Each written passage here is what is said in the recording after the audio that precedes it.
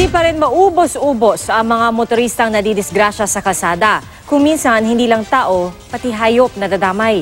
Nakatutok si June Veneracion. Banayad ang daloy ng trapiko sa kalsadang ito sa Indang, Cavite. Ilang sandali pa, tumawid sa harap ng sasakyang may dashcam ang isang aso. Nakaiwas ang aso sa sasakyan ng uploader.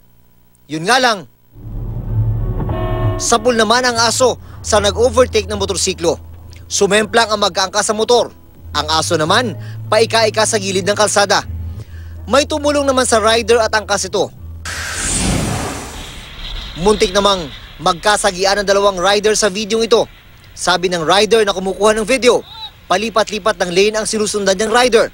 Kaya alalay siya sa magmamaneho.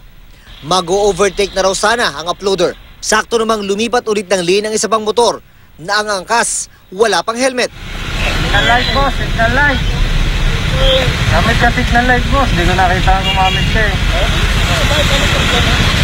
Aksidente tayo parehas, boss eh.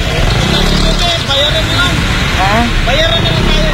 Buhay naman yung katapat ng boss. Umalis din kalaunan ang mag-aangkas sa motor. Hindi rin nawawala sa mga kalsada ang mga overloaded na tricycle. Sa kuwang ito, kahit delikado, sa bubong pa talaga sumampa ang dalawang bata. Pasaway rin ang mga sakay ng L300 van na ito sa Santa Maria, Bulacan. Hindi bababa sa 5 ang relax na relax lang habang nakaupo sa bubong ng sasakyan. Sinisika pa namin kunin ang reaksyon ng mga otoridad tungkol dito. June Veneracion, Nakatutok, 24 Oras.